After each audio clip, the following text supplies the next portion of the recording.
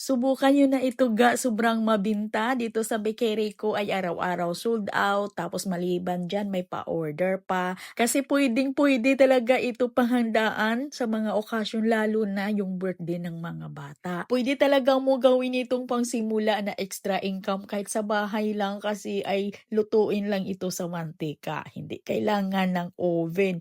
At yung dough natin dito ay puwede lang na masahin ng mano-mano. At dito nga sa video natin ngayon ay bigay lang ako ng kalahating kilo ng recipe para po sa mga baguhan. Ang mga ingredients at mga sukat nito ay ilagay ko lang sa caption. O napapansin nyo parang nag-iba yung procedure natin. Oo, ito talaga yung original namin mga 18 years na noong una pa naming pagbebekere, noong nagtrabaho pa kami sa bakery. Ay ito talaga yung procedure namin sa nakasanayan na kasi ay gamit namin ay dough roller machine. Ay pwede lang naman na iba-ibahin ninyo yung proseso sa pagtimpla ng dough, ganun lang naman yan. Tunawin lang yung mga dry ingredients bago ilagay yung harina. At pwede nyo talaga itong masahin ng mano-mano ha, basta siguraduhin nyo lang na makinis yung dough natin para sa ganun ay maganda yung alsa. Itong aking dough kaya makinis ito kasi pinadaan ko ito sa dough roller. Pagkatapos ay agad ko itong putulin sa 25 grams lamang. At agad ko na din itong figurahin ng pabilog pero i-flatten ko lang ng konti para naman sa ganun ay hindi masyadong bilog na bilog kasi lutuin natin ito sa mantika. Pagkatapos nito ipaalsahin ko lang ito ng 1 hanggang 2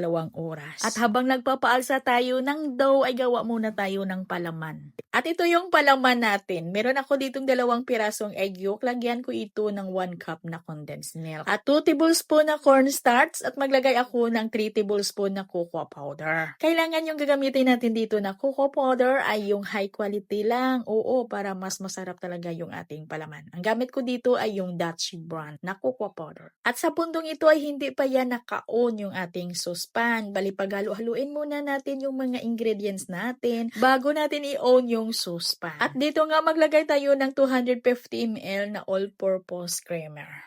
At diretso lang talaga natin itong haluin hanggang sa lumapot. Lutuin lang ng mabuti para lutong-luto talaga yung condensed milk. Napakasarap talaga yung palaman natin na ito ga, promise. Pag masubukan nyo to, balikan mo yung video na to ha. At pag ganito na kalapot ay i-off na natin yung saucepan. Ilagay na natin yung half cup na dark chocolates. At ito yung gamit ko ga na choco bar. At kahit naka-off na yung saucepan ay haluin lang ito ng mabuti hanggang sa matunaw yung chocolates. At ito'y palamigin lang, ilagay lang sa malapad na lalagyan. At ito na'y pwede nang lutuin, umalsa na ito ng 2 oras. Lutuin lang sa mainit na mantika at katamtaman lang yung apoy ng kalan dito. At madali lang naman itong lutuin, baliktarin lang. At ito na nga yung palaman, malamig na, pero hindi ko ito nilagay sa chiller ha, bali naka-room temperature lang to. Ilagay na natin sa piping bag. Butasan ko lang yung mga donut para lagyan ng palaman. At i-dip natin ito sa tinunaw na chocolates at madali lang naman itong tunawin ga, pwedeng sa microwave, pwedeng i-double boiler. At habang nagtunaw tayo ng chocolates ay maglagay lang ng mantika at nang sa ganun ay manipis lang na hindi lang masyadong makapal yung chocolates natin. Kunti lang talaga ng mantika ha, tansyahin nyo lang, baka malabnaw na din. Madali lang naman itong tunawin yung chocolates eh. At para mag-enhance yung kulay ng cocoa powder ko mga guy, nilagay ko yan sa oven. Bali niluto ko muna yan ng kunti kasi ay may pagka-light yung kulay ng cocoa powder ko. At para lalo pang sumarap ay hinaluan ko ito ng Milo powder. At idas natin dito sa ibabaw ng mga donuts. Pwedeng ibinta ng 10 pesos yung isa, lalo na pag ito'y overload yung palaman. At sa isang styro nitong bintahan ko dito ay 220 pesos.